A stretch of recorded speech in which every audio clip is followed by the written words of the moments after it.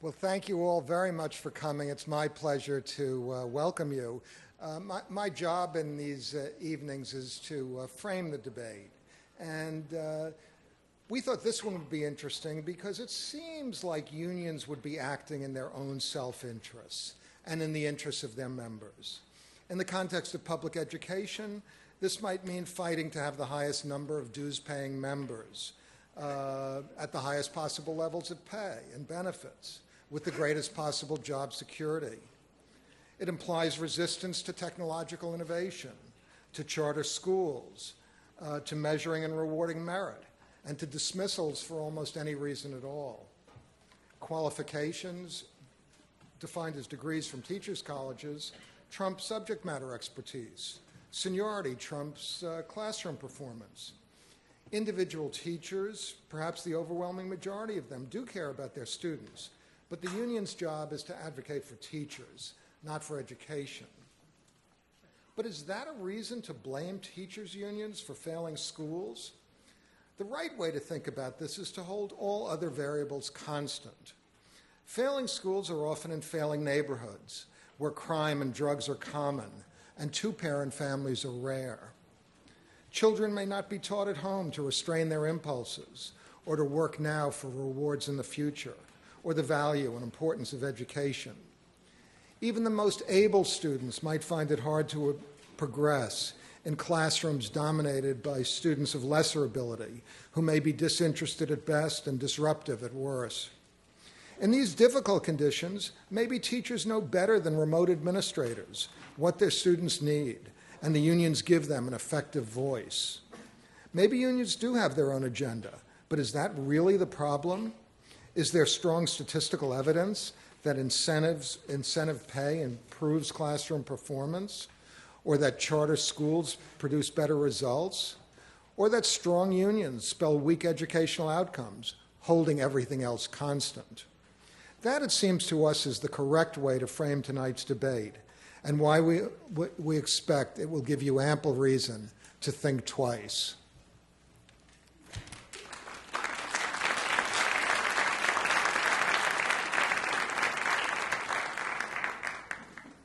Oh, thank you. Normally, Robert, you introduce me, but I'll do it myself. I'm really sorry. I was waiting for my cue. Yeah, I was waiting for that too. I'm sorry. Well, now, John, over to you. That worked so perfectly. Thank you, thank you. And may I invite one more round of applause for Robert Rosencrantz, who makes this all possible. Welcome, everyone, to another debate from Intelligence Squared US. I'm John DONVAN of ABC News, and once again, I have the honor of moderating as the 6 debaters you see sharing the stage with me here at the Skirball Center for the Performing Arts at New York University. 6 debaters, 3 against 3, will be debating this motion: don't blame teachers' unions for our failing schools.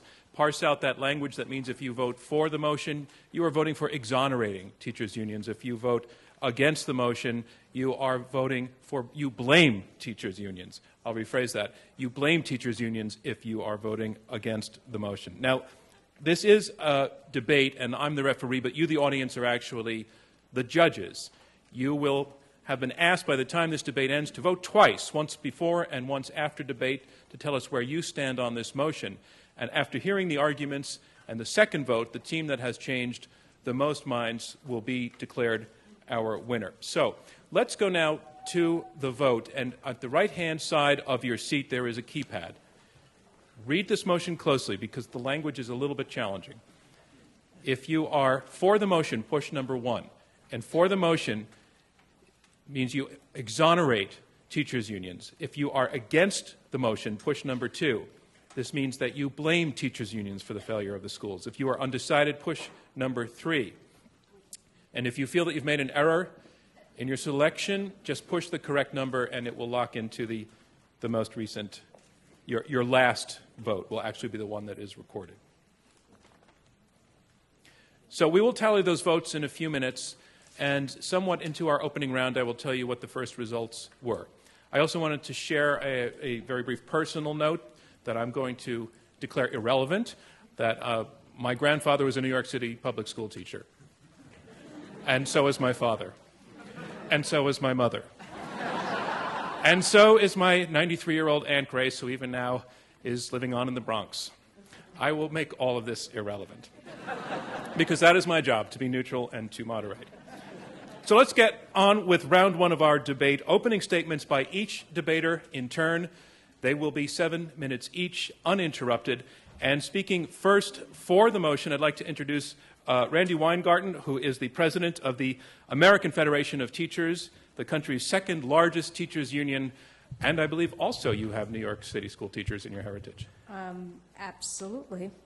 Ladies and gentlemen. Many of them. Many. Randi Weingarten. All of them. Ladies and gentlemen. Thank you, John. Thank you, Bloomberg. Thank you, NPR. And thank you, Mr. Rosenkranz. Look, we have a double challenge today in America. One is the need to compete in a global economy, an economy that has changed hugely, even as many of us have been wrestling with it. Number two, we have the effects of the global recession, state and local budgets that are totally and completely decimated right now.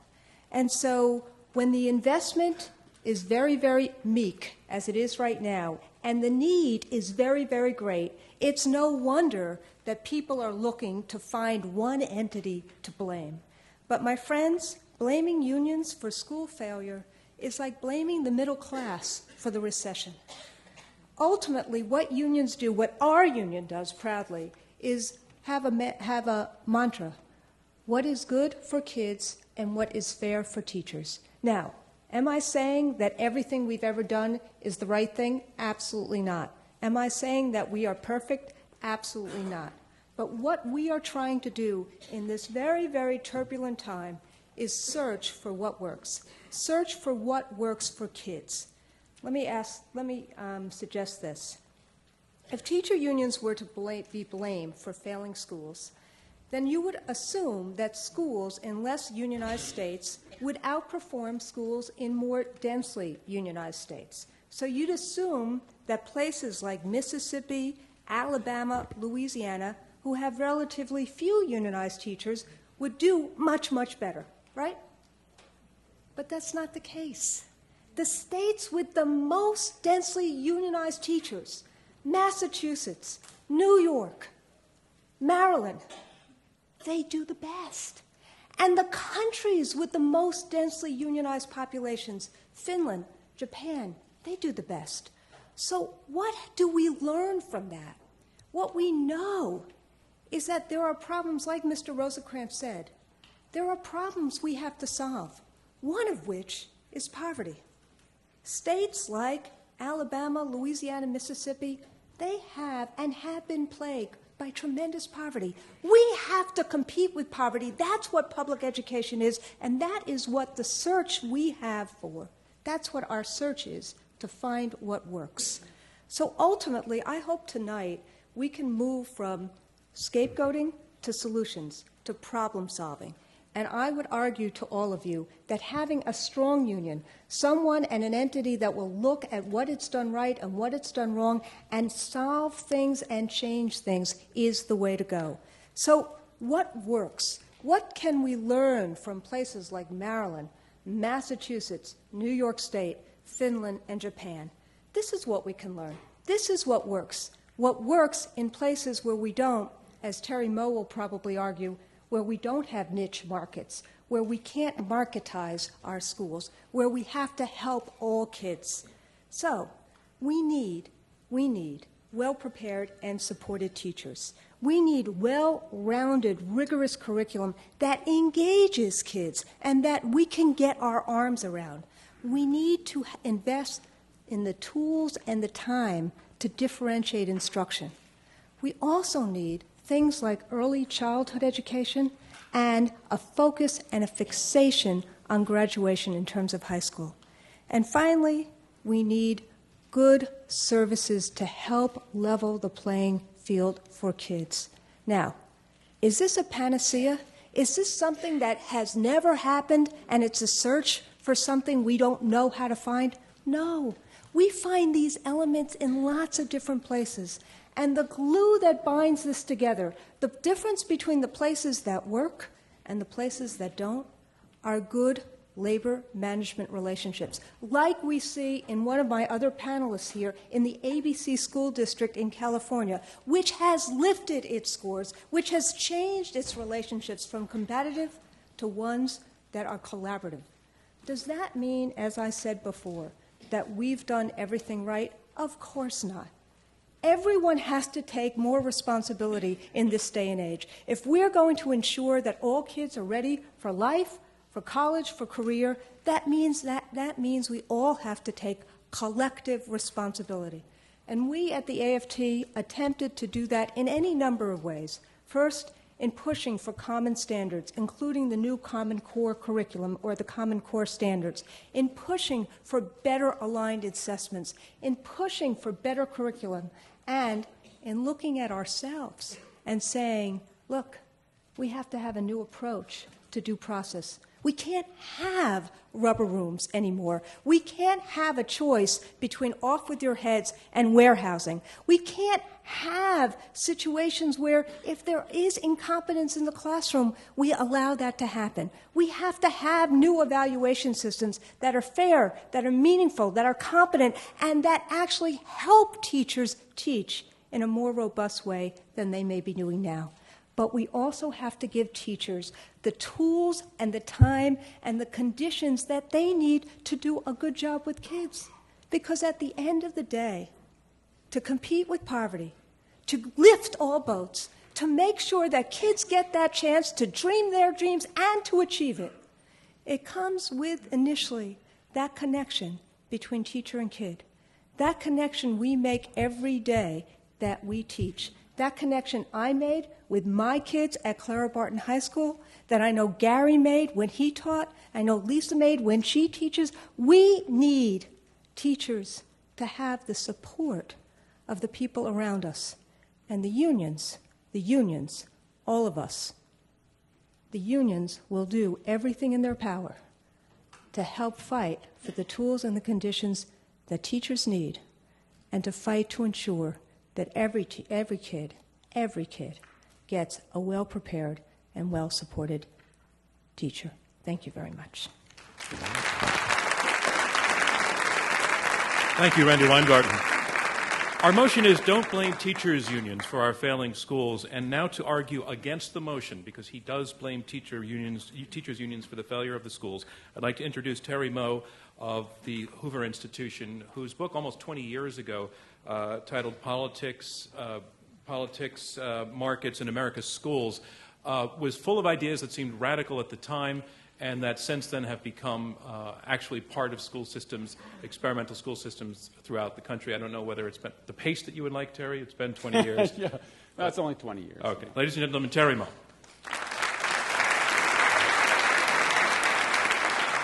Well, thank you very much. It's great to be here. I want to thank Intelligence Squared for arranging this event and for putting the spotlight on what, in my view, is the most important issue in American education today, the power of the teachers' unions. Now, I should be clear that our team is not saying that the teachers' unions are responsible for every problem of the public schools. What we are saying is that the unions are and have long been major obstacles to real reform of the system. And we're hardly alone in saying this. If you read Newsweek, Time Magazine, The Washington Post, and lots of other well-respected publications, they're all saying the same thing, that the teachers' unions are standing in the way of progress.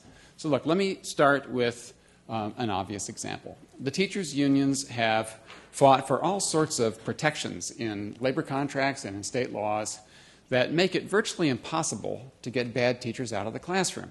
On average, it takes 2 years, $200,000, and 15% of the principal's total time to get one bad teacher out of the classroom. As a result, principals don't even try. They give 99% of teachers, no joke, satisfactory evaluations, and the bad teachers just stay in the classroom. Well, if we figure that maybe 5% of the teachers, that's a conservative estimate, are bad teachers nationwide, that means that 2.5 million kids are stuck in classrooms with teachers who aren't teaching them anything. This is devastating, and the unions are largely responsible for that. right? They're also responsible for seniority provisions in these labor contracts that, among other things, often allow senior teachers to stake a claim to desirable jobs, even if they're not good teachers and even if they're a bad fit for that school, right? These seniority rules often require districts to lay off junior people before senior people. It's happening all around the country now.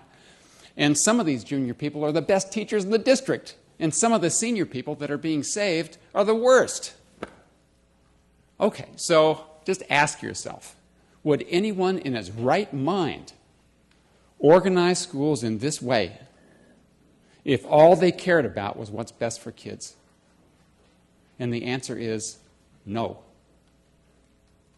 But this is the way our schools are actually organized, and it's due largely to the power of the unions. Now, these organizational issues are really important, but they're just part of a larger set of problems. Our nation has been trying to reform the schools since the early 1980s, right? And the whole time, the teachers' unions have used their extraordinary power in the political process to try to block reform and make sure that real reform just never happens. Consider charter schools. You know, there are many kids around this country who are stuck in schools that just aren't teaching them. They need new options, right? Well, charter schools can provide them with those options. But charter schools are a threat to teachers' unions, right? Because if you give kids choice and they can leave regular public schools, then they take money and they take jobs with them. And that's what the teachers' unions want to stop. And so what they've done is they've used their power in the political process to put a ceiling on the numbers of charter schools. As a result, in this country today, we have 4,600 charter schools. And there are like well over 90,000 public schools. So this is a drop in the bucket, right? And meantime, charter schools have huge waiting lists of people who are desperate to get in. In Harlem, for example, the charter schools there got 11,000 applications for 2,000 slots recently, right? So just to give you an idea of how the politics of this works out, in Detroit a few years ago, a benefactor came forth and said he was willing to donate $200 million to set up additional charter schools for the kids in Detroit who obviously need it, right? What did the union do? The union went ballistic, right? They shut down the schools, went to Lansing, demonstrated in the state capitol, and got the politicians to turn down the $200 million for those kids. This is good for kids? I don't think so. This is about protecting jobs. Okay, the same kind of logic applies with accountability.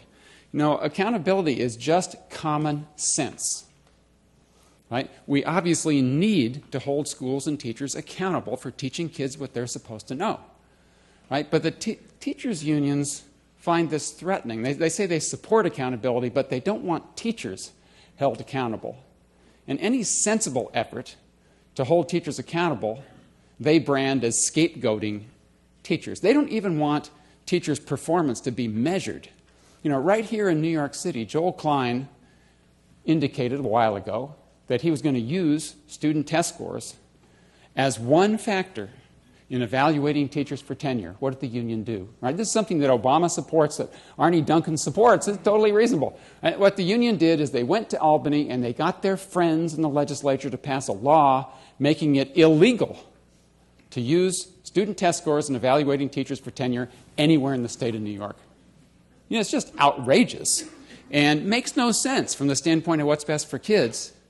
The New York Times called it absurd, right? But this is how the unions approach accountability. Okay, well, I don't have a whole lot of time left here, so let me just quickly say, I think our opponents are going to say tonight, as Randi has already said, there's really no conflict between standing up for the jobs of teachers and doing what's best for kids. But the thing is, there is a conflict. And that's why we can't get bad teachers out of the classroom, because they protect them. That's why the schools have totally perverse organizations imposed on them. And that's why totally sensible reforms are fiercely resisted in the political process. Now, what you're going to hear, I'm sure, throughout the evening, is that union leaders and unions around the country, they're actually reformers too. They want to get bad teachers out of the classroom. They favor charter schools. They're all in favor of accountability, right? Well, not really. Talk is cheap, right? What counts is what they actually do. And what they do is to oppose reform. This is the reality. Thank you.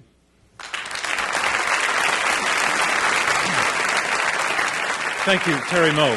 Our motion is Don't Blame Teachers Unions for Our Failing Schools. And I'd like to introduce our second debater speaking for the motion, not to blame teachers. Kate McLaughlin is an elementary school teacher in Lowell, Massachusetts, at the moment our only active teacher in the debate tonight. Kate, I understand you have moved on to being a math coach for Yes. kids. Do you teach I teachers teach as well? children and teachers, kindergarten through 4th grade. Thanks very much for joining us tonight. Ladies and gentlemen, Kate McLaughlin. Good evening, everyone. I, too, would like to thank the Rosencrantz Foundation especially for having a teacher come and speak, because it is a rare occasion for a teacher to actually be able to talk about education. It's usually think tanks and professors and others. So I'm really privileged to be here tonight. Thank you. The first time I heard about this, don't blame teachers unions, I too thought like Randi. I'm from the Commonwealth of Massachusetts, which I'm very proud to say is #1 in the country. Our students perform higher than anybody else in this country academically, yet we have the strongest collective bargaining rights in the country. So to me, it just doesn't add up. And then I started thinking, I'm also a doctoral student, so I'm trying to learn as much as I can about research. And so the next thing I did is I went straight to the literature. So even though Professor Moe will say that publications are all saying the same thing, there is no research to support what he is saying. There is no research out there that correlates student achievement to collective bargaining rights, to teacher unionism, either for or against. There's no conclusive evidence. So people can say what they want and publicize it, but that doesn't mean that it's research-based.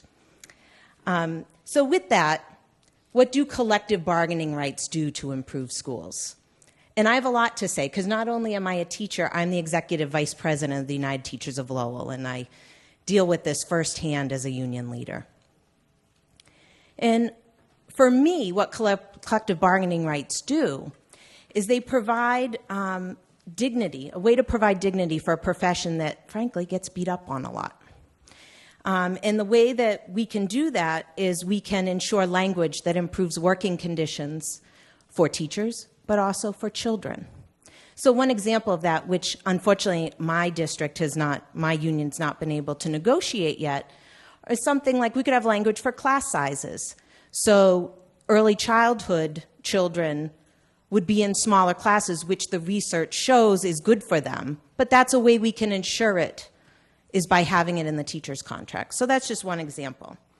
The other thing that collective bargaining rights help us with at a local level is it ensures academic freedom. And what that means is there are times as a teacher that I need to advocate for the child. And that means I have to say something unpopular, something that an administrator might not appreciate me saying in front of a parent. And I need to be able to do that to be the best teacher that I can be. And I need to be able to do that without fear. And that is why collective bargaining rights are very important. When you are in a classroom, you need to be able to do what you know is best for children. And that is why it is important. Besides families, no one cares more about students and their learning, especially students living in poverty, than their teachers. And what the teachers' unions do at the local level is we serve as a conduit for the teachers. So while my opponents on this motion might say that I have my own agenda, I would argue that is absolutely not true. My agenda is the agenda of the teachers, what the teachers need. So the way that we find that out at a local level, the president of our union and the superintendent, along with other members of the executive board, go to the schools and meet with the teachers and find out what they need to get their jobs done. We survey our members, and what they need in their classrooms is our agenda. So For example, one thing that we've done is we've created what's been called, the Department of Education in Massachusetts is called the Cadillac Teacher Induction Program. So the union and management sat down together. It was actually a union-initiated protocol to make sure that every teacher in their first 3 years of teaching had a qualified and trained mentor. They have access to district-designed graduate-level courses specifically designed so that they can best meet our students in Lowell, who often come with second language issues. They have full training in what they need. Also with that, the mentors are trained to talk to their mentees about whether they're in the right place or not, and to counsel them out of perhaps urban education if that's not what's meeting their need, or meeting the children's need, and also to help them make better choices. Another thing that was union initiated that is in our contract, we call the Lowell program. It's an in-house graduate program where teachers can get their master's degree. Again, the superintendent and her colleagues have decided what the content of the course is, and we work together so that teachers are given the tools that they need. In terms of evaluations, our evaluation procedures in Lowell as negotiated are actually more stringent than what's required by state standard. So our new teachers are evaluated twice every year, whereas the state only mandates once. So in terms of unions advocating for poor evaluation measures, it's just not true.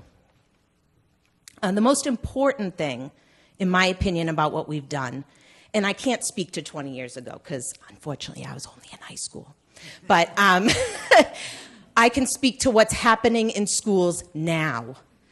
And what we are doing is this labor management union.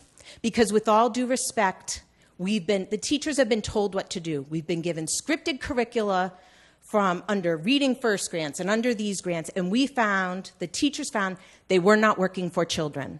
We've been told what to do, and now what we need to do is have a seat at the table to be part of the decision making.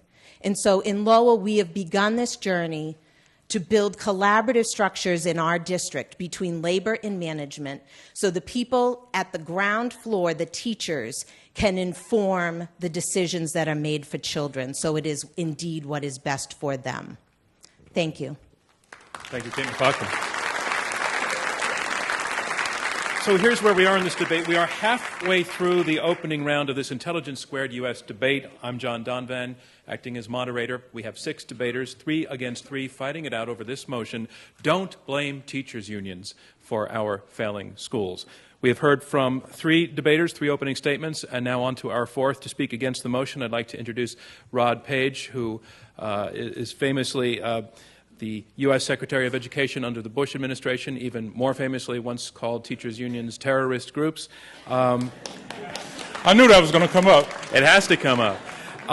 And also his own background in education. He is the son of a school principal in rural Mississippi who, to make ends meet, also worked as a barber, I believe. Is that correct, Rod? That's right. And how times have changed. Or perhaps they have not. Ladies and gentlemen, Rod Page.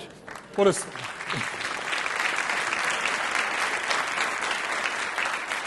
Good evening, ladies and gentlemen.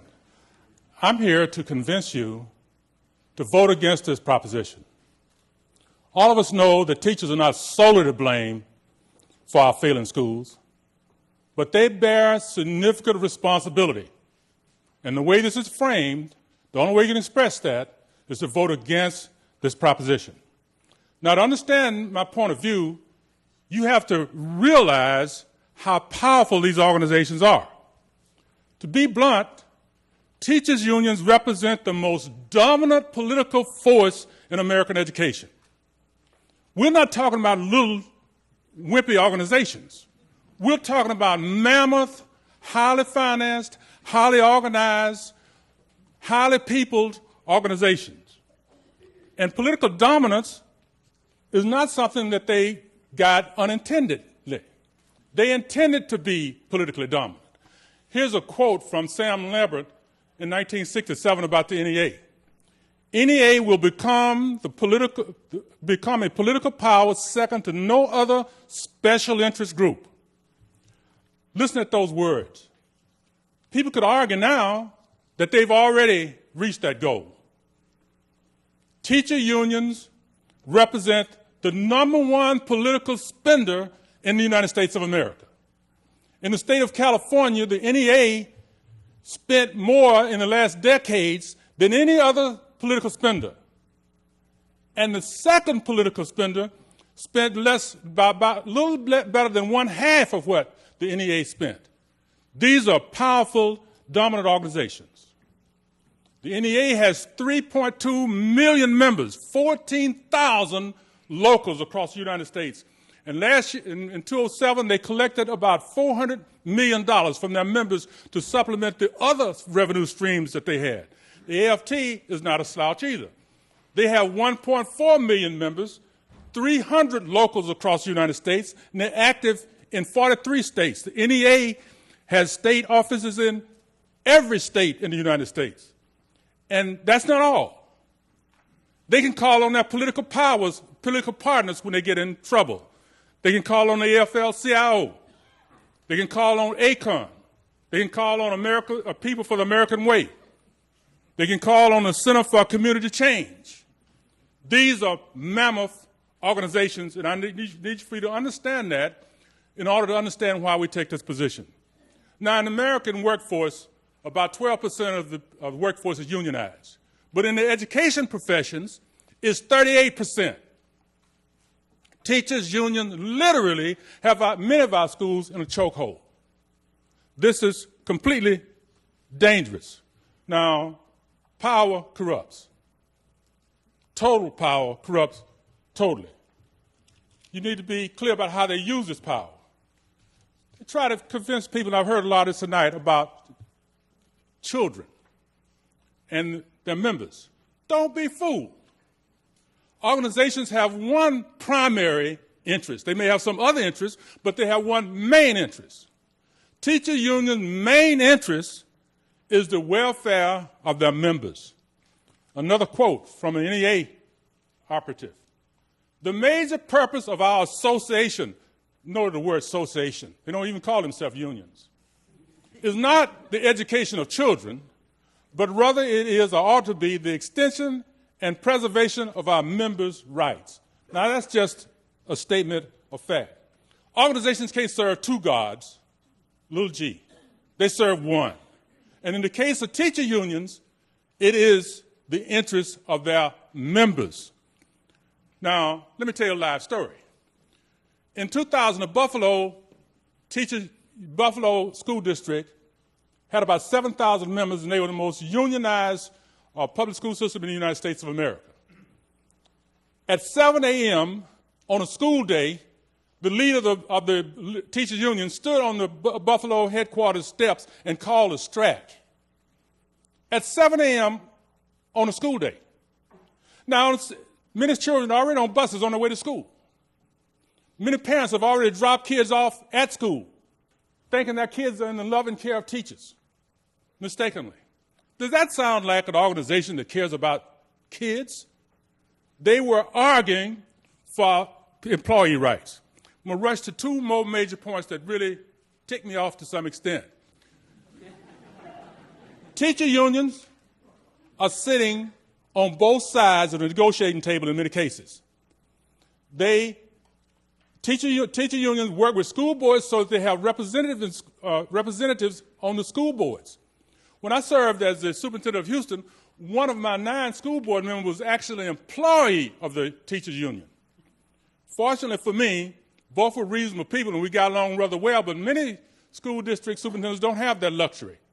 They have school boards that have teacher union representatives sitting on that side of the table, the union sitting on this side of the table, and they're negotiating with themselves. They're sitting on both sides of the negotiating table. But here's the worst thing, I think, that really fires me up. Teacher unions have awesome power to cause action in schools. They have zero responsibility for the student performance. Now, that's just not fair. That's not fair. It handicaps the principals and the superintendents who are operating with both hands tied behind their back. The teacher unions are calling the rules. They're responsible for student achievement. That's no way to run a ship.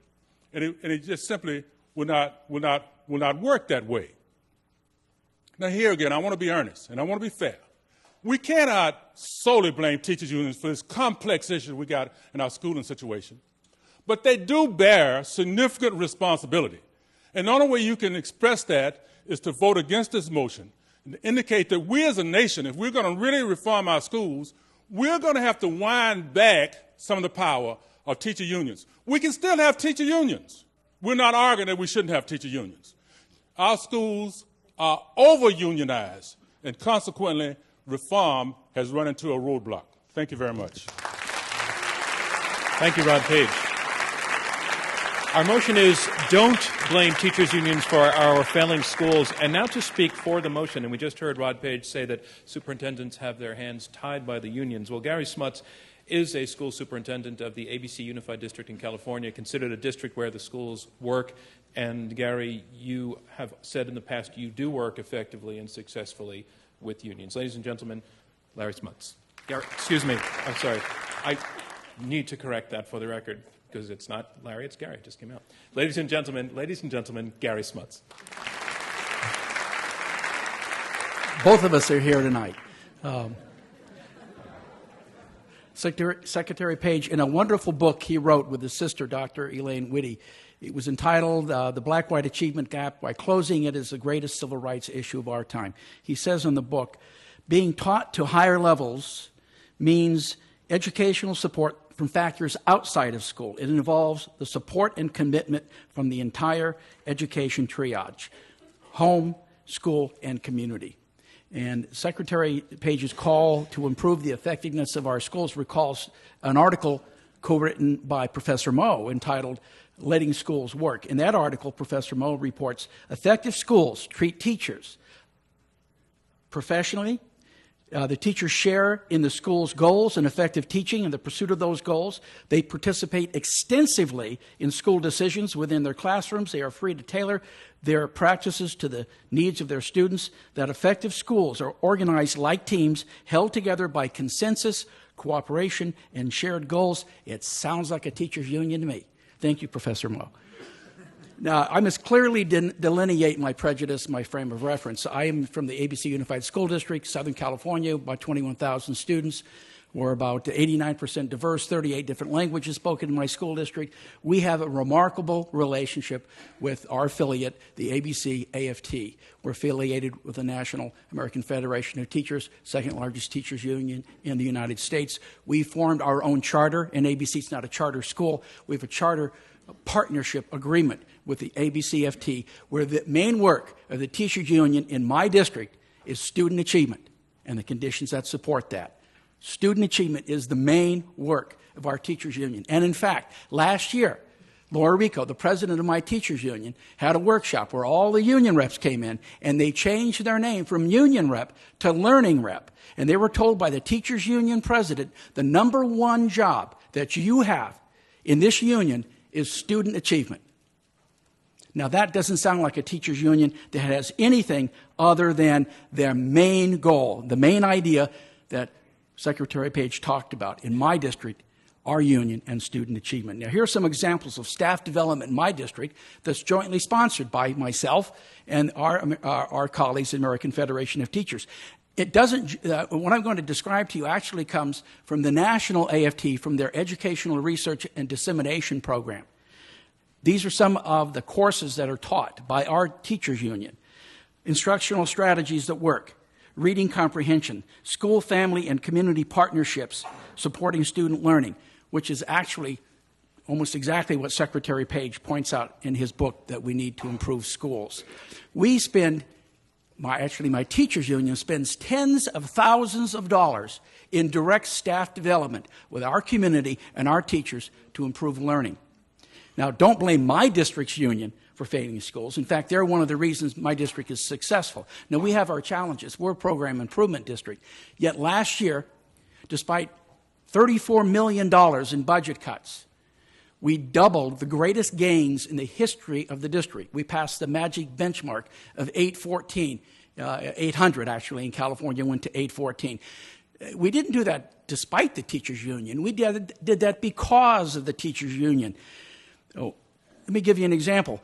In my district, 10 of my schools, now these are struggling schools, have just received an innovation grant where each of these schools has a separate program to innovate and improve that school, specifically tailored to the needs of that individual school. That innovation grant came from the American Federation of Teachers National Organization. $3.3 million in innovation grants funded the ABC Unified School District, 10 of our 30 schools. Now, that's just not in California or ABC.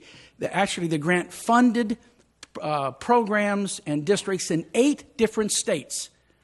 The American Federation of Teachers National Organization is one of the most innovative programs in the United States. Now, some of the things that those innovation grants are funding, in my district, I said partnership efforts in 10 schools. In other districts throughout the United States, they're working on community partnerships. They're working on using student assessment data to evaluate teachers. They're also working on creating charter schools. So if you're for charters, if you're for holding teachers accountable using student assessment data, listen to the American Federation of Teachers. Now, Secretary Page, Randi Weingarten, agrees with you that great teachers make the real difference in closing the achievement gap. In fact, the Washington Post reported in January that Randi said, fair, transparent, and expedient processes to identify and deal with ineffective teachers need to be developed. And she specifically pointed to student assessment data. Now, her direction was put in action most recently in the New Haven Federation of Teachers District by a vote of 842 to 39. That district agreed to use student assessment data to evaluate teachers. In addition, they agreed that the city could close schools if they didn't work and change the employees. Now, twice each year, American Federation of Teachers hosts the Schenker Institute. I've been proud to be part of that since 2005. Let me tell you what we learned at the Schenker Institute. These are different workshops. State standards curriculum, bridging the gap. Partnering for reform in troubled times. Improving the quality and the use of student assessment data. The union's role in ensuring that teacher quality matters, teacher quality meets student needs. In every seminar I've been to, there's never been a session on how to keep crummy teachers. They don't do that. And in fact, in most cases, the superintendents I know that work closely with teachers' unions find that we release more teachers to other industries than we do keeping them. In fact, in nearby Brooklyn, there's the United Federation of Teachers Teacher Institute, and they do much the same thing. They use data, talk about communication, team building, professional development, and action planning. States with teachers' unions set the highest standards, according to Education Week. U.S. News and World Report reported on the 25 most successful schools. 6 out of 10 of those schools come from states with strong teachers' unions. Success, high standards, accountability. If you want that, support teachers' unions in schools where that works. Thank you. Gary Smuts. Okay, now we have our Larry. That's where I got mixed up. I'd like to speak against the motion, and our motion is don't blame teachers' unions for our failing schools. Our next debater does blame teachers' unions for our failing schools. Larry Sand is a retired teacher and former teachers' union member who grew disillusioned with the operation. He founded the California Teachers Empowerment Network, and I've seen, Larry, you described in print as a pain in the union's backside. I assume we'll see why. Ladies and gentlemen, Larry Sand. Well, I'm glad Gary brought up Mr. Schenker, because he is alleged to have said when school children start paying dues, that's when I'll start representing them. Now, I don't know if he did say that. Some people think he did, some say no. But that has been the teachers' union attitude ever since I began my teaching career here in New York City in 1971. In educating children, there is nothing more valuable than a dedicated and gifted teacher, and nothing more harmful and destructive than a bad one. And it's those teachers, the mediocre and the incompetent ones, that the unions typically represent. In fact, they punish good teachers in numerous ways. Unions insist that school districts not pay good teachers what they're worth. They insist on an archaic factory model of payment whereby teachers make more money by years on the job, not productive years, just by calendar progression. Considered the greatest teacher of our time, Jaime Escalante, subject to the film Stand and Deliver, now unfortunately near death in his native Bolivia, attracted national attention at Garfield High School in Los Angeles with his spectacular success teaching college-level calculus to gang members and other unteachables. Talk about poor students. What was the problem? Because he was willing to have more students in his class than the United Teachers of Los Angeles contract allowed for, he was basically run out of town by that union. When there are layoffs due to budget cuts, do the worst teachers get laid off? No. Due to permanence or tenure, a union must, in every contract, the newest hires are let go. You're Teacher of the Year? Too bad. You double test scores? Too bad.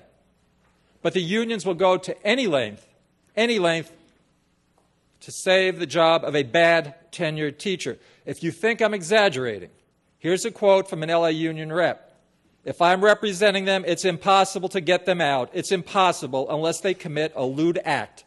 End quote. And maybe not even then. You're laughing.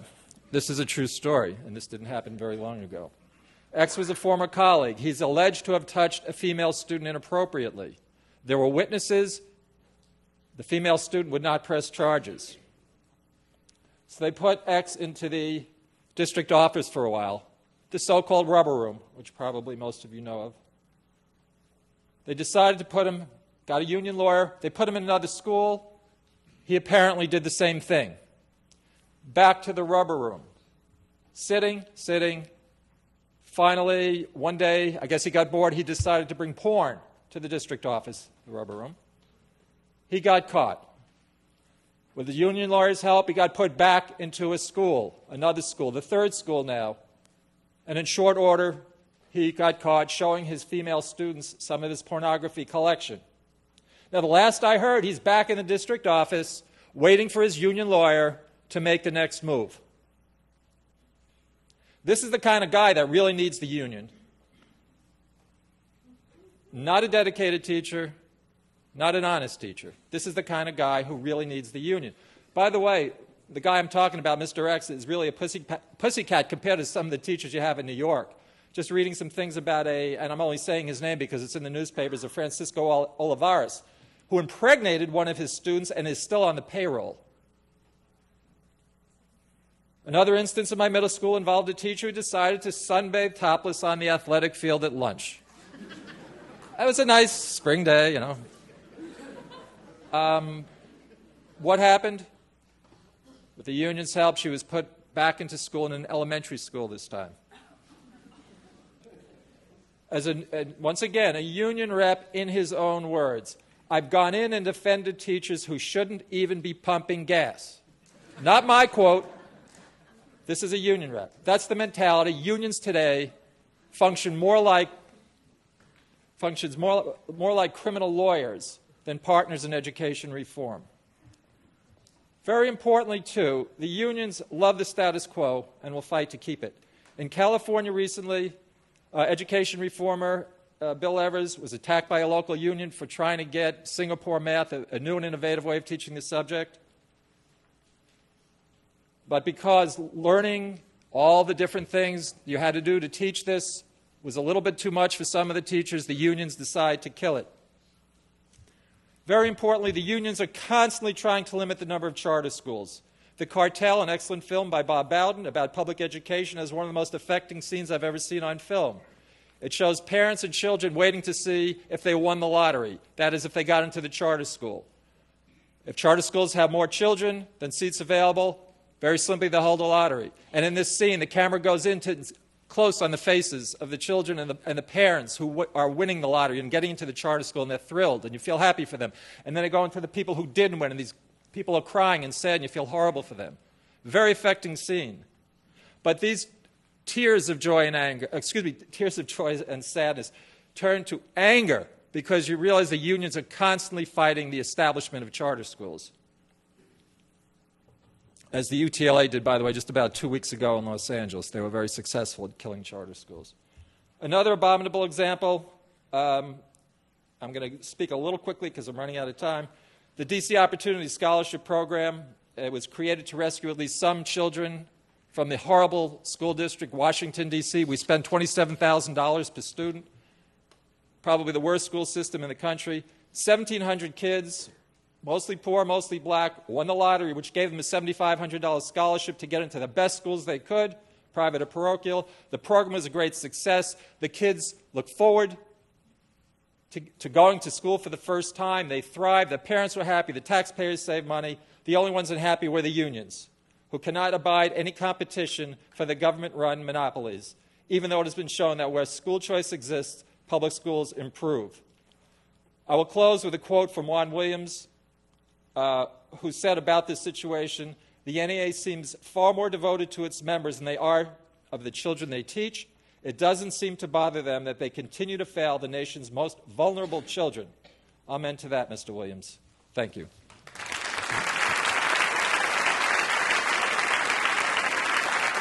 Thank you, Larry Sand. And that concludes round one of this Intelligence Squared debate. And we now have the results of our initial vote where we asked you, the live audience, to tell us where you stand on this motion. Our motion is don't blame teachers' unions for our failing schools.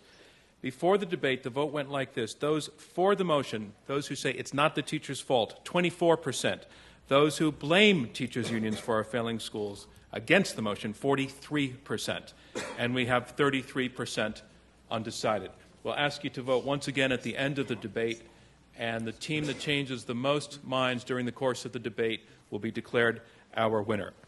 Now on to round two. This is our middle round in which the debaters talk directly to one another and take questions from me and also from you in the audience. And I want to begin with a couple of specific charges that were laid out there but not really responded to. Terry Moe specifically saying that teachers' unions operate against the whole notion of charter schools, that they try to stop them wherever they find them.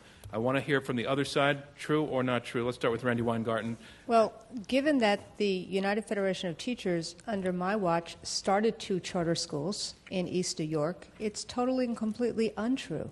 What we want to do is we want charters to be held to the same accountability standards, including the ones that we started, as any other school. And what the evidence has been in New York, like the evidence around the country, is that charter schools, instead of, as Diane Ravitch said, should take more of the most at-risk kids, are actually taking fewer special needs kids and fewer kids with limited English proficiency.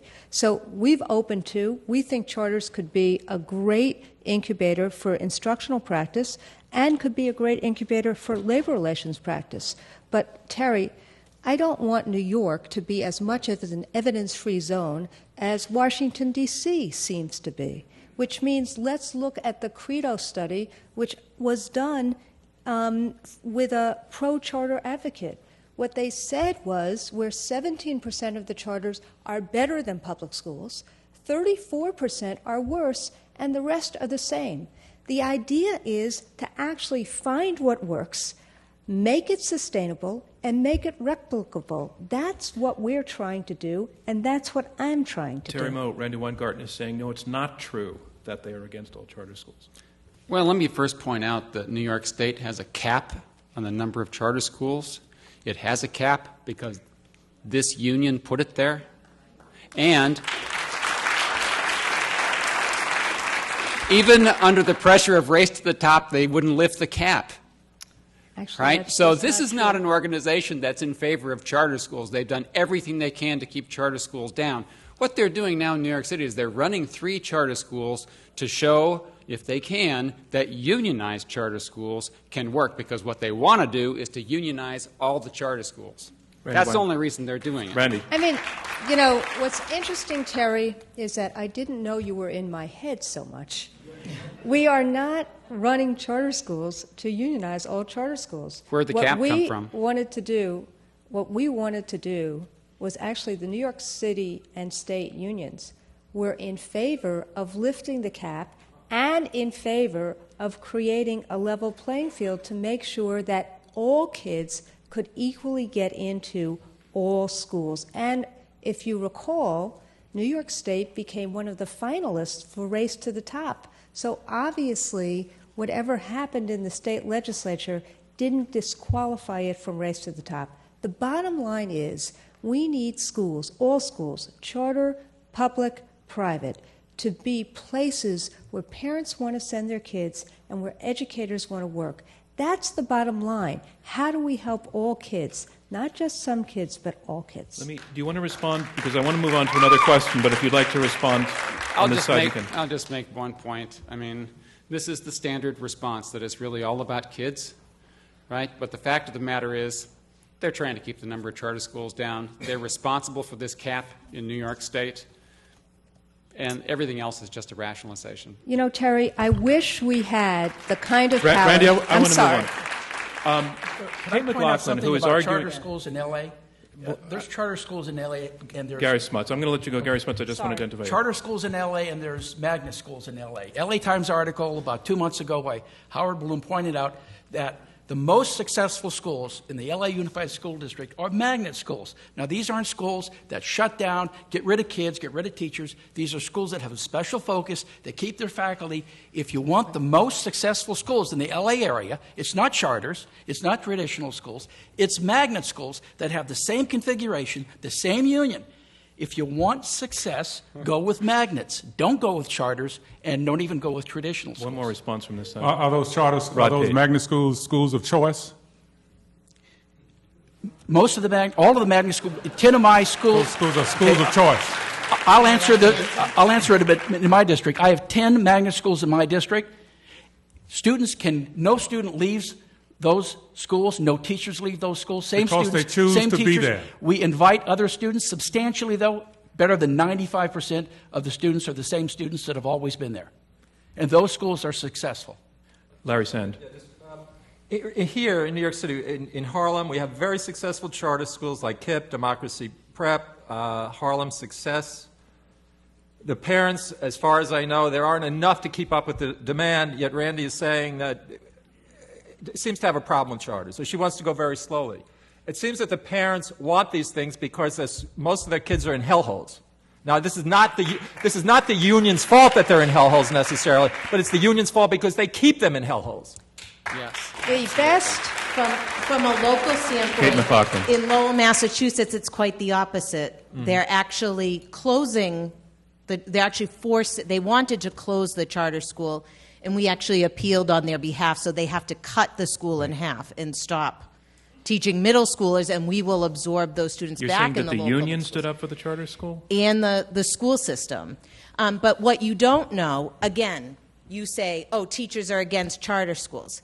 You're making up the story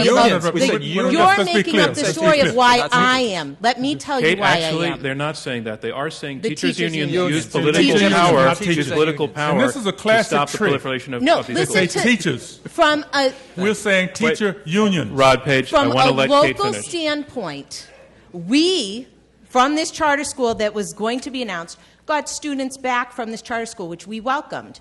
We don't get the funding for them for another year.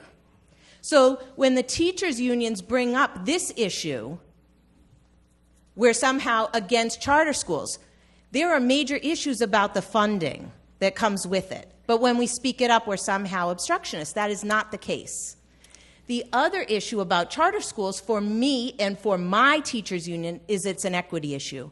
And my teachers' union president has gone even to the governor and suggested that if charter schools are truly innovative, they should be a draft and not a cream of the crop selection. They are not And a cream of that- the crop. And And it is a total equity issue because we've all agreed that achievement gaps come from school-based issues, they come from social issues, and they come from economic issues. And if you alone base a lottery on which parents have gone to sign up, you have already changed some of those issues.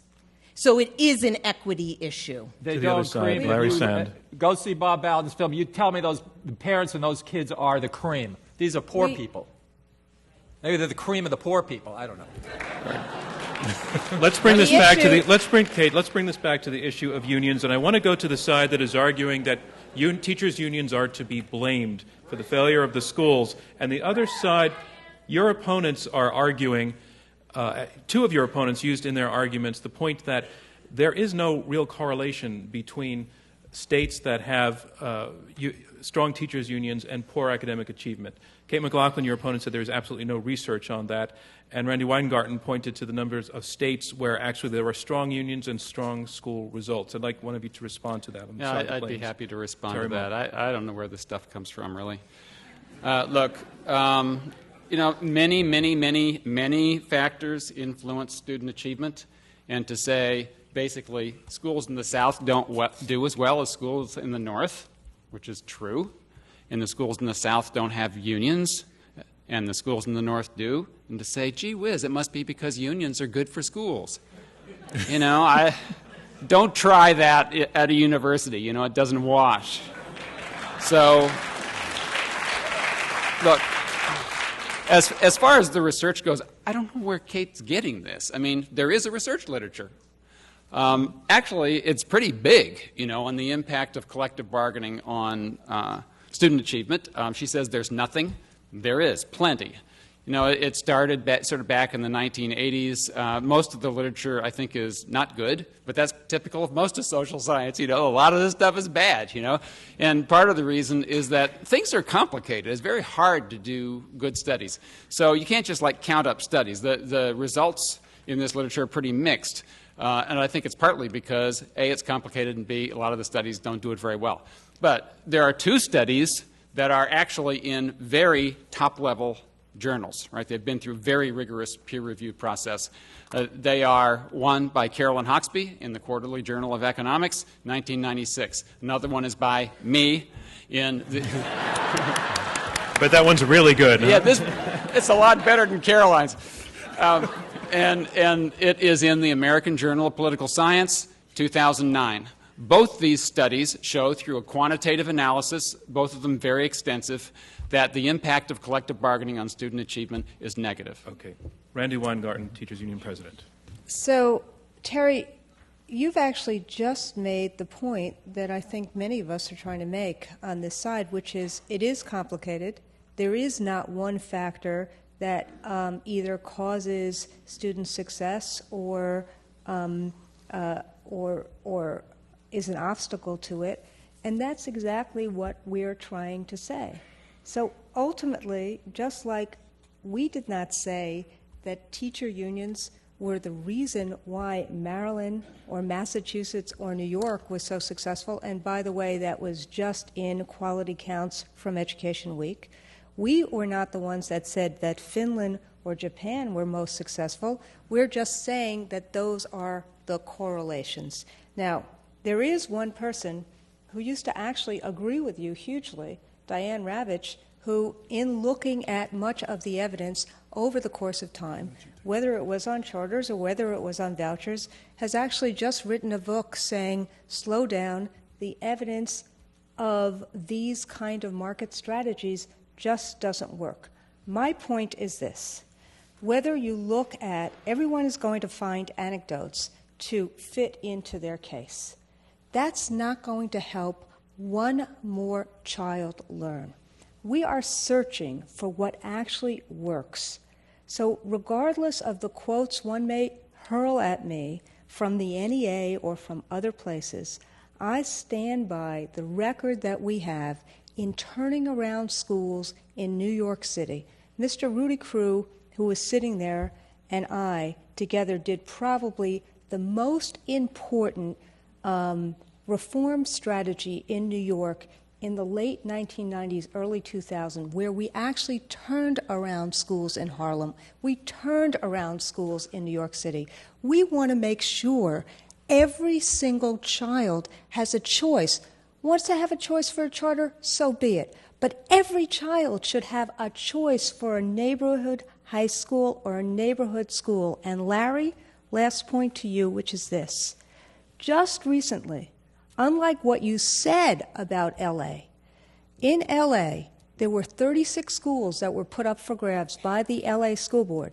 The charters loved this. They wanted this competition.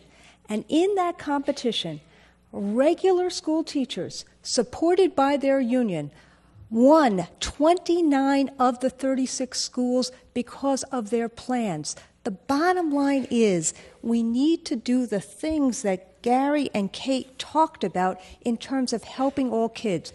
Well-prepared and supported teachers, real engaged curriculum, safe and orderly environments, which is what we see in charter schools all the time, good management that works together.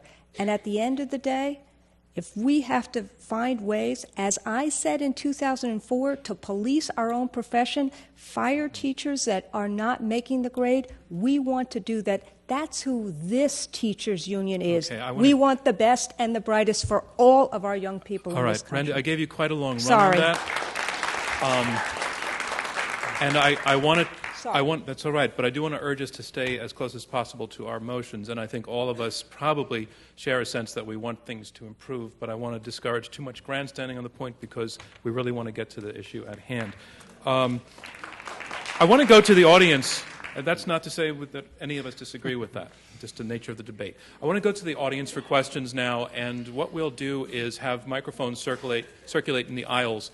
And if you raise your hands and I identify you, please stand and I'll bring a microphone to you. Hold it about a fist's distance away from your mouth so that the radio audience can hear you.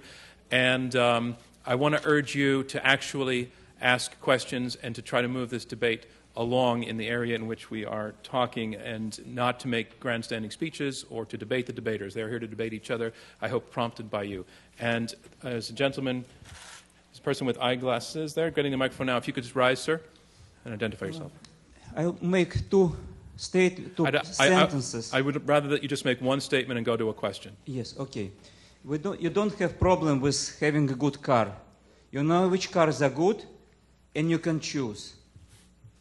In all this debate, there was parents who were basically forgotten.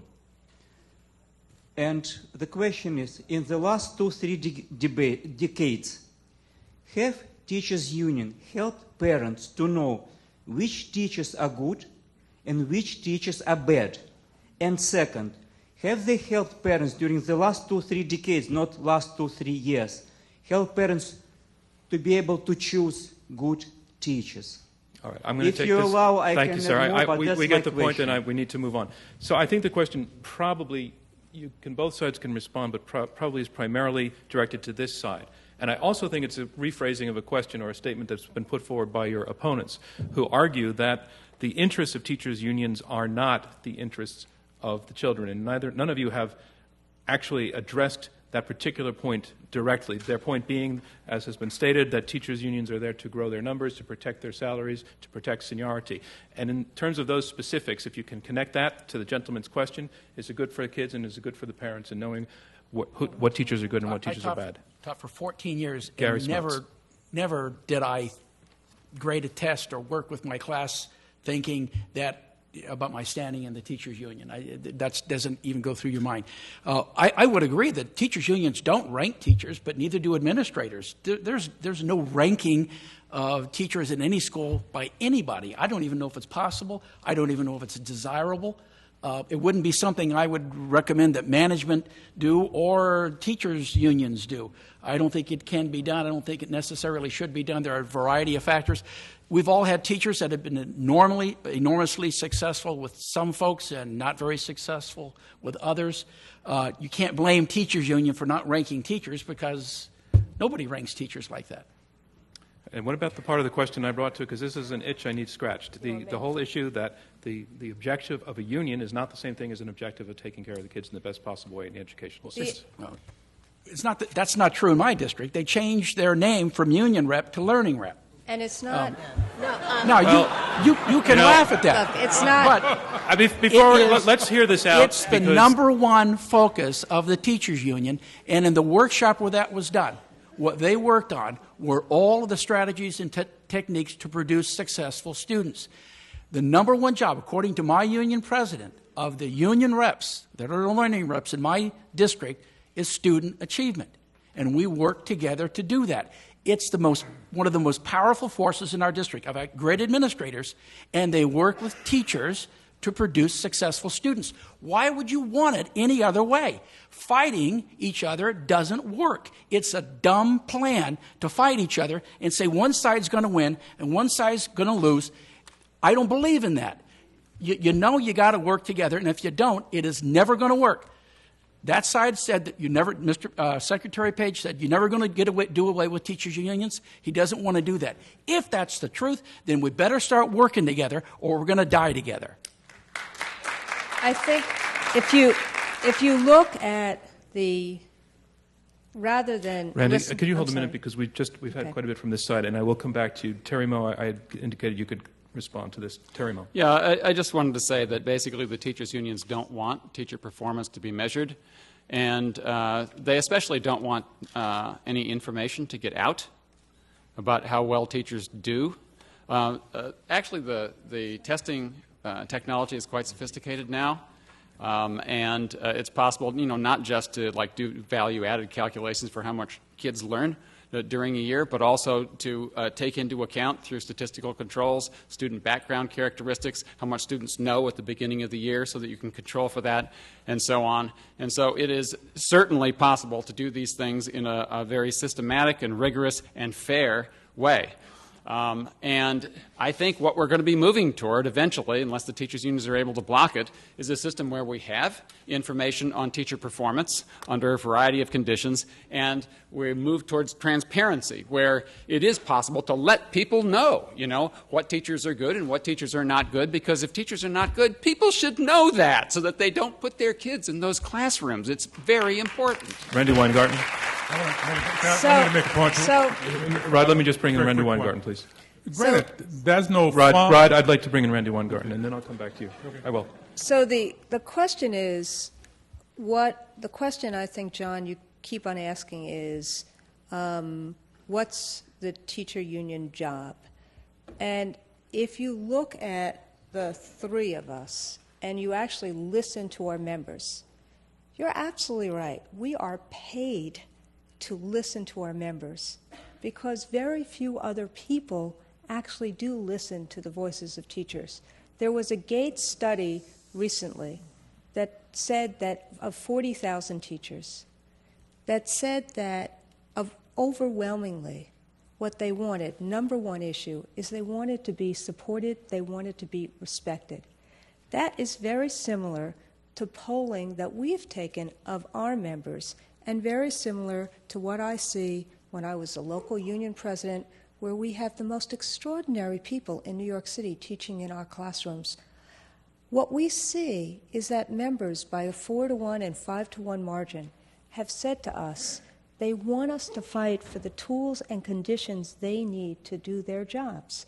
And ultimately, when we try to fight for budgets for schools, when we try to fight for equity, when we try to fight to ensure that class sizes are low and that there's safe and reasonable environments for kids so that kids don't get bullied, when in some ways we try to fight for the things that I know the Harlem parents have tried to fight for in the schools that they have.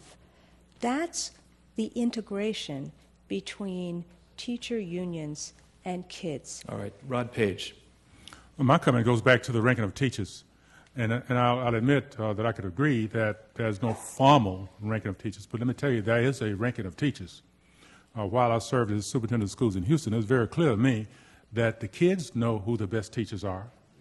They know who the poor teachers are. The other teachers know who the poor teachers are. They know who the bad teachers are, too. There's very much clear ranking, and this is not ambiguous at all. The ranking is there. We don't use it in a formal way to make policy, but they're ranked. I'd like to go to another question. Before I do that, just for radio, I want to say the following. We are in the question and answer section of this Intelligence Squared U.S. debate. I'm John DONVAN, your moderator. We have 6 debaters, 2 teams of 3, debating this motion, don't blame the teachers' unions for our failing schools. To another question, right down front, and then I'll start moving to this side. Can you please rise? Thank you. Hi, my name is Alexis Moore, and I'm a sophomore at Princeton University and the Vice President of Students for Education Reform. And this week, I'm here with a group of 15 undergraduates who are studying education reform here in New York City. Can you get to your question, please? Yes. Half of us are tutoring at Paul Robeson High School, which is slated for closure. And last year, Robeson's four-year graduation rate dipped towards 40%. Please get to your question, okay? And the UFT has come out in opposition to the closure of the school, which would open up new options for people in that neighborhood and those students.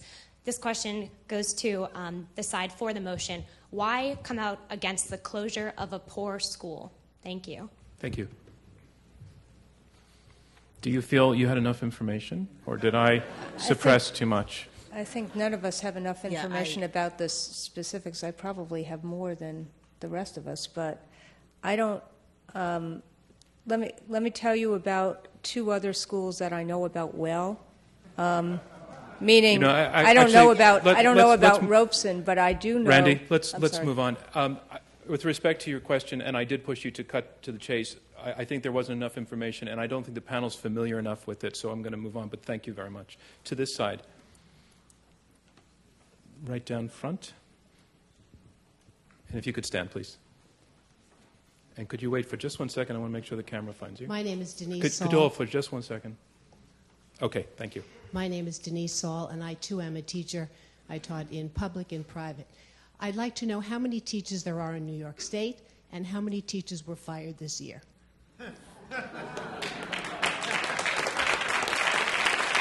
And one other part of my question is, how many union people are in this, teachers' union people are in this audience? First, let's answer the first question. I'm going to ponder the second one. I mean, I wish I was actually, so you want to ask how many? The problem I have with asking how many unionized teachers are in the audience is I'm not sure how to ask the other side of the question. And we're open to everybody. And if there's a notion that the audience is packed, that's not something we can control. So I'd rather not have an identification phase. Let me just say there was no attempt on any of our parts to either pack the audience or to give people invitations other than the 6 or 10 invitations that I received. So there was no attempt to do any of that. Now, having said that, but there's a suspicion, which is interesting. Well, but no, seriously, Randy, which I think goes to what the tone of the lack of trust is. Well, but I think that the tone, what I have experienced in terms of New York City is that most teachers right now, as we're speaking, are at home actually grading papers and marking lessons. And frankly, from my perspective, when I was the teachers union president here, I never actually asked people to come or pack an audience or do these things, from my perspective. I can't talk for other than myself. In terms of the question about firing, what tends to happen in the teaching ranks is that there is a huge attrition rate of teachers. And so you have essentially half the new teachers within the first 5 to 7 years actually leave the profession because it is such a tough place to work. And whether it's because they don't get the support that they need or a variety of other things, whether it's salaries or other things, what you see is that you use both the statistics of how many people have attrited out, and in New York City last year, my understanding was that about 30 to 40% of the teachers, or about 30% of the new teachers attrited out within the first 5 years. In terms of firing, I don't know what the statistic is, but I will tell you, in terms of the peer intervention process and program that we started in 1987, first under my predecessor, Sandy Feldman, and then myself, we actually counseled hundreds of teachers out of the profession who we thought, after we tried to help them, were not up to snuff. Let me come to Larry Sand. Yeah, if you send me an email Thursday morning, I will get you an answer to your question. I'll give you an answer to a question, though, that you didn't ask, which is how many teachers got fired in New York City. And in 2008, it was 10 out of 55,000. Does that mean that there are 54,990 competent teachers in New That York? actually is not, Larry, that's actually not true. There were, in 2008, the last year I was here, there were over 1,000 teachers that were terminated for lots of different reasons. Larry, did you want to continue your point? I want to ask you whether that question was a plant or not. No, never met the lady. I'm joking. Do you want to continue your point? I have very different statistics than Randy. I think you made it. I'd like to go a little farther up. Black T-shirt. Can you rise and wait just a second? You're in a little bit of darkness, so it'll take the camera a second to adjust. And they found you. Thank you. Go ahead, sir. First of all, Mr. Smuts, I'm sorry. Thanks for sharing your ideas about the union in your area. I'm thinking of changing my name to Handsome Genius and see if that works as well for me as it did for you. But my question is for the union representatives here is, you keep making the case that we should be listening to teachers and that everyone's thinking about the best interests of the children. But shouldn't we be listening to parents first and not? Absolutely. So why are you standing in the schoolhouse door and stopping parents from having the choice of where to send their children to school? Kate McLaughlin, can you take that one? And again, I firmly admit this. I am a Lowell girl, and I don't know everything that goes on in the big wide world, but our public schools in Lowell are all choice schools. There are no neighborhood schools. We're a city of a little over 100,000 people. We have 23 schools, and parents choose. It used to be based on themes, much like the magnet schools, but unfortunately with the high-stakes testing, the themes have gone to the wayside and all of the well-meaning grants with mandates attached. So I can't speak to that, but the parents do have the choice. So I actually am a parent of a Lowell Public School child, and I went to the central office and registered him. I put down my top 3 choices for schools, very much like what you're all advocating for. And that's our public school system, and that's all something our union supports. My district has Gary Smuts, your teammate. 29 regular K-12, kindergarten, elementary, middle, and high school, 1 adult school. We're schools of choice.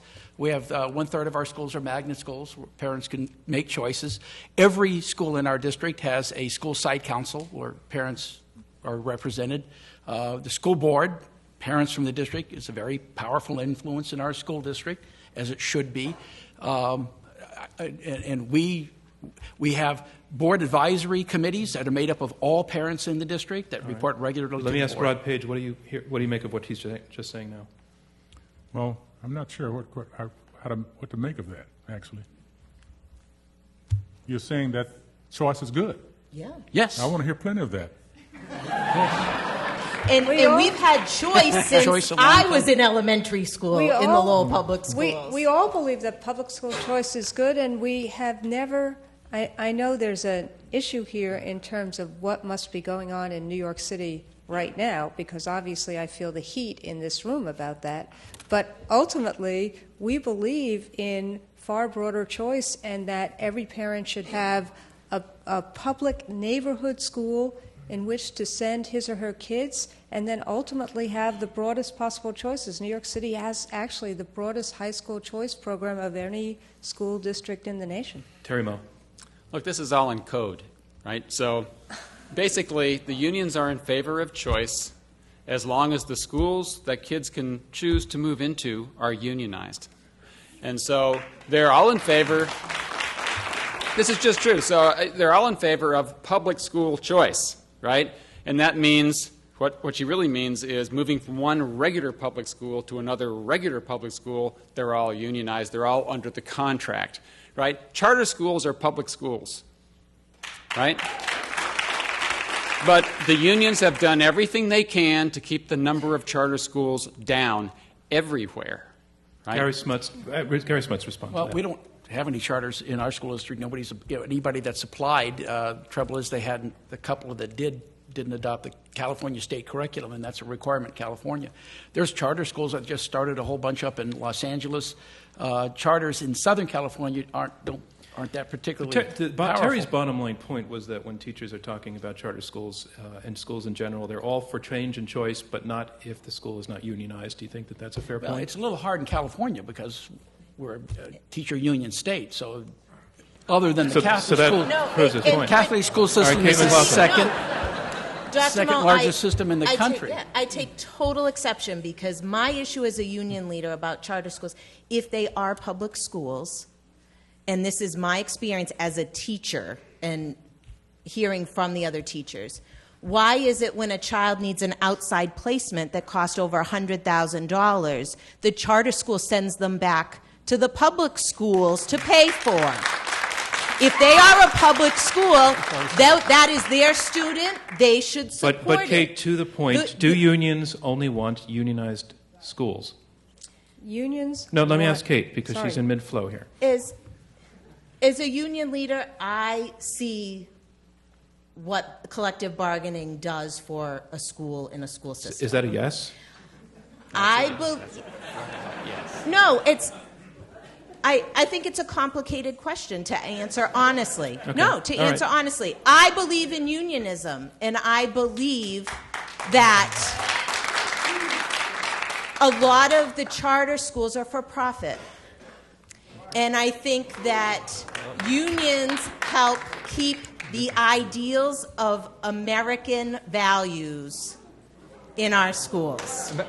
That is my honest answer. Look, Actually, I want to come to you, Randy, but I want to give Larry a chance just to keep this even-handed, and I will come In addition, you're talking about choice. It's very interesting. In the big cities, 40% of public school teachers send their own children to private schools which are not unionized. What does that tell you? Randy Weingarten. The last year I was in the United States Congress, about 35% of the United States Congress sent their children to private schools also. Randy Weingarten.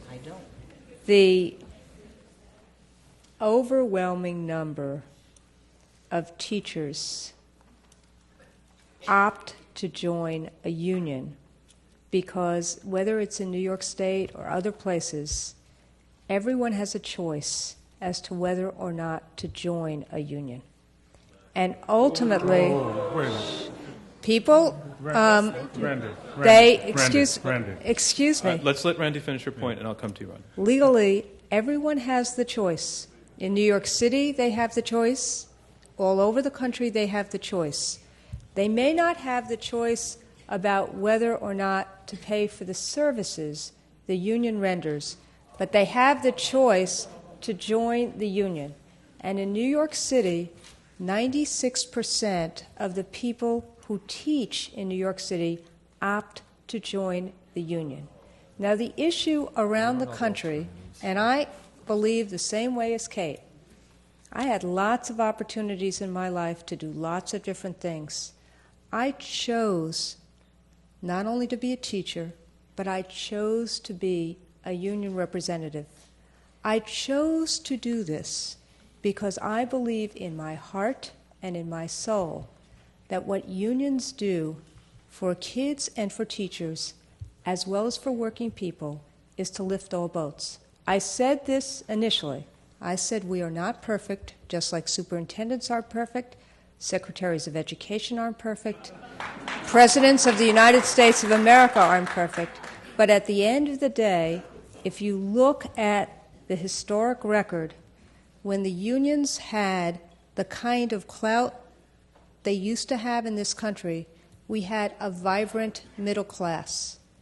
What we are trying to do as a trade union movement is to ensure that kids get the services that they need and to ensure that teachers get what they need to do a good job. Terry Moe, the last part of that, can that not be true, in fact? Okay, No, but respond to her point. well, what was the point that you want me to respond to? She made a lot of points. Her last point was that creating a situation where teachers are protected and comfortable, safe, and Kate had also earlier made the point, safe from various kinds of vicissitudes of administration, that they can take chances in the classroom, that they can do all of those things if they have some sort of protection. And there's a logic to that, and I would like you to respond to it. All right. I think that First of all, there are laws against arbitrary treatment, against discrimination, and so on, that just apply to workers generally. And so what I would like to hear is why it is that teachers are so vulnerable to these things that they're a special category of people in the United States, that they, of all these people, deserve to have a job for life so that they can't be fired for incompetence. Well, teachers shouldn't have a job for life, and they should be fired for incompetence. The issue, and I said this a couple of months ago in a speech that neither you nor Larry nor Rod have actually acknowledged in the work that you've, or the statements you've made today. We want to have valid and reliable evaluation systems.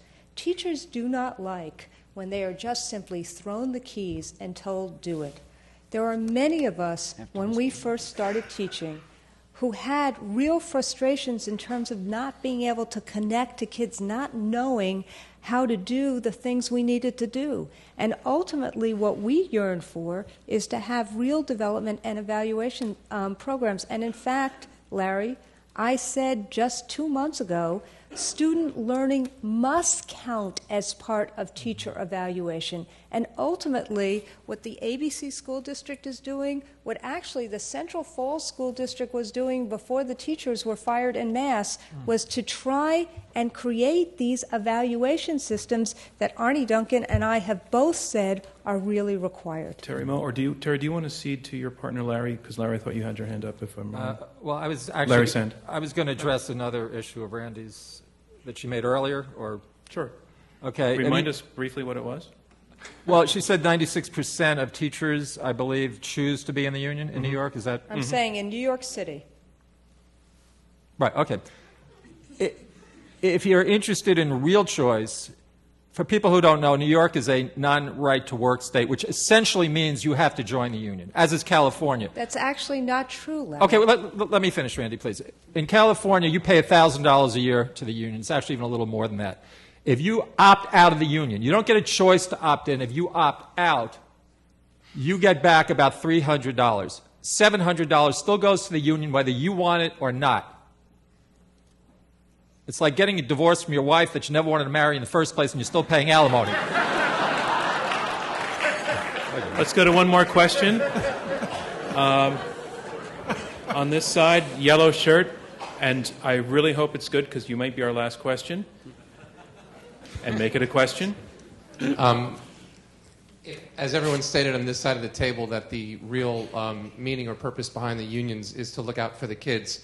If something were to benefit the kids in any of your school districts, but it meant approving a salary reduction, would you vote for that salary reduction? A lot of unions have done that. And what we're seeing is, I know I've negotiated when I was in New York City, as did my predecessor, Sandy Feldman. We negotiated deferral agreements. We just negotiated changes in pensions in order to save money for kids. I know Randy, in ABC they've done that as well. We take your point that the answer is yes, it does happen. Purple sweater. Yes. I'd like to address all three to the panel again. On which side? So, ma'am, which side? To the side against unions. Okay. If you could discuss who are the gatekeepers to who become teachers, because it is not the unions. And how do you feel about charter schools using public spaces? And Larry Bob's movie, The Cartel, also implicates state government. But Mr. Page, I would dare say Mr. Bush's friends, the CTB, McGraw-Hill Testing Company, may be a cartel that benefited from NCLB the most. Can you rephrase your first question, please? The first on your list. Can you rephrase that? How do you feel about who are the gatekeepers to who become teachers? It is not the unions.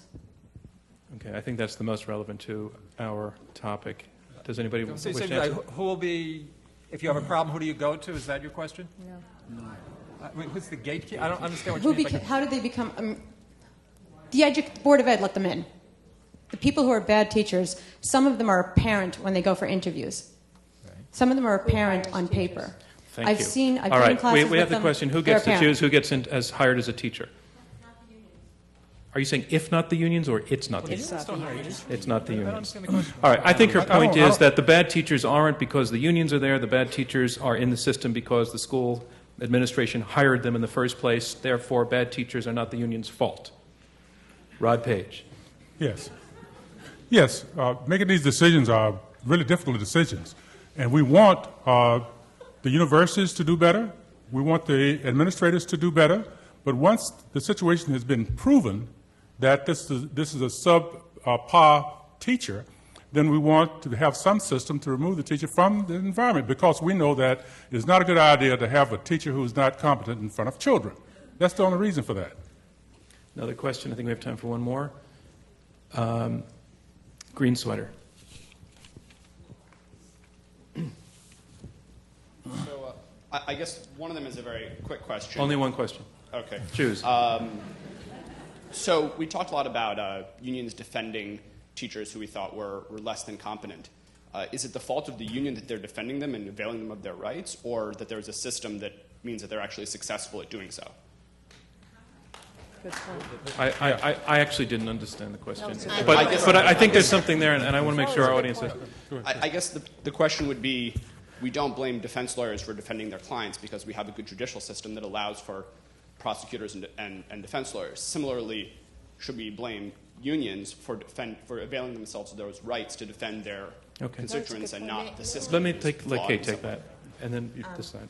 And I thank you for that question, because that was the biggest myth for me as a new teacher. I too thought, teachers' unions keep bad teachers around. And as I became a building rep and now the vice president, I've seen these cases actually pan out. And it's exactly what you said. Due process is not an easy thing to defend to people.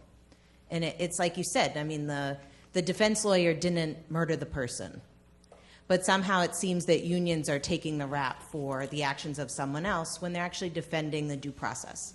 And in the actual case, I'll give you an example. This is what floored me when I learned about this. Kate, you can't, I'm sorry. Can I just say one thing? You can't grieve opinion. So in the case of a principal writing something and giving a teacher an unsatisfactory, teachers' unions can only talk about the procedures that happened. We actually can't defend the work of a bad teacher. Larry we Sand. defend procedure, which is We exactly... understand that point made, and Larry Sand. Okay, very quick to answer your question, sir. Yeah, they act as defense lawyers. I agree with you. But they also make the rules. They make the laws. So it seems to me to be a conflict of interest. It is not true. All right, and that concludes round 2 of our debate. Thank you. Okay, here's where we are. We are about to hear brief closing statements from each of our debaters. They will get 2 minutes each. After that, you will be asked to vote on where you stand on the motion. This will be your last chance. Will be their last chance to change your minds on our motion, which is don't blame teachers' unions for our failing schools. We asked you to vote before the debate began and reminding you of the results we got. The motion, don't blame teachers' unions for our failing schools. Those for the motion who stand by teachers' unions, 24%. Those against the motion who blame teachers' unions, 43%. Those undecided were 33%. We will ask you to vote once again and pick the winner right after the closing statements, which will begin now as we start round 3. Closing statements, 2 minutes each. And to lead off against the motion, Larry Sand, retired teacher and president of the California Teachers Empowerment Network. Okay, thank you, John, and thank you, Mr. Rosencrantz. I think this is a wonderful forum, and I'm very appreciative to be a part of it. Yesterday, March 15th, was a day of reckoning for many teachers across the country. In a bad economy, that's when the letters of possible layoffs, also known as RIFs, reduction in force notices, go out to the teachers who might be losing their job. At my school's retirement lunch last June, excuse me, there were more than retirees saying goodbye. We lost several of the hardest working, most effective and popular young teachers on campus. Several teachers, we all know who they are. The kids know, the parents know, the teachers know, should have been the ones saying goodbye. But because of the union-mandated seniority rules, they weren't. As a parent, a grandparent, or just a fair-minded person, don't you want your child, any child, to be taught by the best teacher, not the longest employed teacher? Of course you do, but that is not what happened at my school and other schools around the country. Yes, the teachers' unions are not the only problems with public education today, but the extent of the damage they have caused cannot be exaggerated. In closing, to show you how twisted the situation really is, what could be more preposterous than this? Well, they go to great lengths to keep the Mr. X's and other sexual predators in the classroom. The union hounded Jaime Escalante, one of the greatest teachers of our time, out of the classroom, and more recently destroyed the hopes and dreams of thousands of poor children in Washington, D.C. Please join us in sending the teachers' unions a resounding message and vote no on your ballot. Thank you. Thank you, Larry Sand. Our motion is don't blame teachers' unions for our failing schools, and summarizing his position for the motion, standing by teachers' unions, is Gary Smuts, who is superintendent of the ABC United School District in California. ABC Unified. Pardon me. That's Let okay. me reintroduce it so I have it correctly. Did I say ABC News? It comes out sometimes. Gary Smuts, superintendent of the ABC United School District in California. Did I get it wrong again? You got it wrong again, but that's okay. You know why? Because I'm reading in correct copy. ABC Unified School District. We were separate school districts. We all came together. All right. Superintendent of the ABC Unified School District in California. Thank you. Thanks for the correction. Okay. Accountability, innovation, standards, high achievement, teacher training, teacher performance measured by student achievement. These are hallmarks of the modern teachers' union. Now, some teachers' unions aren't modern, but those that are do these things. It is implied that the teachers' union or non-union is the only variable here. And they've tried to use weasel words to get out of that. Oh, not all of them or some of them. But the case is, if you look at the proposition, you have to blame teachers' unions, I guess in each and every case. You have to deny poverty, poor budgets, lack of parental support, poor boards, poor state leadership, poor superintendents. You have to say none of those things count, and only teachers' union counts. They know that's not true, and they've said so. So you can't just blame teachers' unions, and you know that. There's a lot of reasons schools don't work, and it's not just teachers' unions. Professor Moe said that teachers' unions are major obstacles to school improvement. Everywhere? Not in my district. So the proposition isn't true in my district. It isn't true in Kate's district. It isn't true in a lot of districts. And you got to be fair about that. It's not true in a lot of school districts. Professor Moe pointed out that principals, 90% of them said they can't get rid of bad teachers. That's not a very good system. Why not work with teachers' unions to get rid of bad teachers? That's what Randi Weingarten wants to do. Magnet schools work better than charters. I'm all for magnet schools, but the AFT's not against charter schools either. Larry Sand told us a lot of stories from band camp.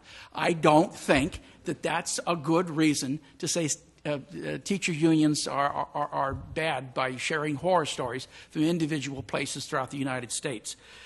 Being a superintendent is a hot, sweaty business, and it's hard enough doing it by yourself. But I'd much rather work as a superintendent with my colleagues from the American Federation of Teachers to increase student achievement. Thank you, Gary Smuts. Our motion is don't blame teachers' unions for our failing schools. Here to argue against the motion, blaming teachers' unions, is Rod Page, former U.S. Secretary of Education and co-founder of the Chartwell Education Group. But I think I want you to be clear. We all know that teacher unions are not solely to blame for our failing schools.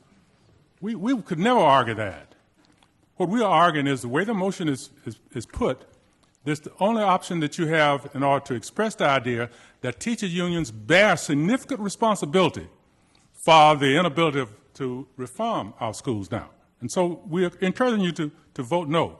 Teacher unions draw their ability to serve, to protect the interests of their members from their ability to convince the public that they are really about the kids. They are very good at hiding their real intent. They draw their power and ability to get the public to believe that there are some persons and some groups that they are not. They are not who they say they are. Who they say they are is not who they really are.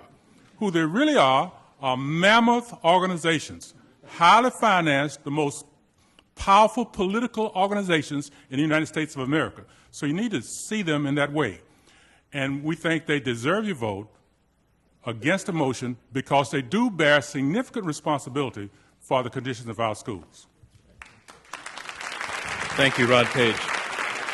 Summarizing for the motion, standing up for teachers' unions and arguing against our motion, don't blame teachers' unions for, arguing for our motion, don't blame teachers' unions for our failing schools. Kate McLaughlin, an elementary teacher in Lowell, Massachusetts, who is Executive Vice President of the United Teachers of Lowell, number 495, which is a local of the AFT. Thank you. It's interesting because I can't help but take this personally because I am a union leader and I am a proud union member. And I'm telling you that I'm speaking with the utmost candor that the kids come first to me and to my union president. The union are the members, the people in the union. They are not these powerful organizations that Secretary Page will have you believe. Yes, there are political implications to what we do because we are advocating for the things that our children need: stable housing, health care, and access to great and wonderful schools. So I would ask that you see the people on this panel as people who are actually doing this work on the ground level and working with our administrations to make our school systems better. We are the conduit for our teachers. Our teachers tell us what they need in their classrooms, and we collect this information and we work together with our superintendent and other central office personnel to make it happen. That is the purpose of the United Teachers of Lowell. There are other aspects to what we do, yes. We protect due process rights, yes. That is one area. But what we do is maintain an attractive profession so that we can get the very best teachers teaching in our schools for the benefit of the students. Thank you. Thank you, Kate McLaughlin. Arguing against the motion, arguing that teachers' unions are at fault, Terry Moe, the William Bennett Monroe Professor of Political Science at Stanford University and Senior Fellow at the Hoover Institution. All right. Well, I think it's important here at the end to just focus on the big picture. And the big picture is very simple and it's very devastating. You know, here's what it comes down to. The teachers' unions are by far the most powerful groups in American education, and they use their power mainly to protect jobs. And what they say is that there's really no conflict between protecting jobs and doing what's best for kids. But there are conflicts, lots of them. And as a result, we can't get bad teachers out of the classroom. The schools are burdened with truly perverse organizations.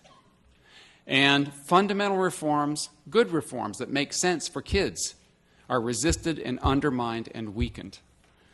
So these are just basic facts. Our opponents say that they want reforms too, that they want to get bad teachers out of the classroom. I've heard that several times. That they want choice, that they want accountability. And my response is, hey, it's 2010. Where you been? If you wanted to get bad teachers out of the classroom, why didn't you do it 30 years ago? Why do we have all these protections in state laws? Why weren't they aggressive about it 30 years ago? Why are we even talking about it now? Right? Same thing with choice and accountability. They could have been aggressive in supporting these things, pushing for more choice, pushing for accountability. The reason we don't have them is that they've been opposing them. Right? So, again, what counts is not what you say, it's what you do. Right? So here's the bottom line. You have an opportunity to show tonight where you stand. And so you can send a message about this issue to the unions, and you can send a message to the nation as a whole. So please do that. Please vote no on this proposal. It's important. Thank you, Terry Moe. Our motion is don't blame teachers' unions for our failing schools. And finally, to argue for that motion, standing by the teachers, Randi Weingarten, President of the American Federation of Teachers, the country's second largest teachers' union. When I think about what we're doing here tonight, I don't think about it as a debate on this motion and who wins or loses this motion. I think about the kids that I taught at Clara Barton High School. I think about the millions of kids in this country who, but for public education, will not have a chance at life. I think about the thousands and thousands of teachers who are isolated in individual classrooms and who, frankly, have no interest in the status quo and who join a union or stay in a union because they want voice in how their kids get a decent education. I have been in 3 schools a week when I was the president of the United Teachers in New York City, and I have been in over 50 places in the United States in the last year and a half since I've been the president of the American Federation of Teachers.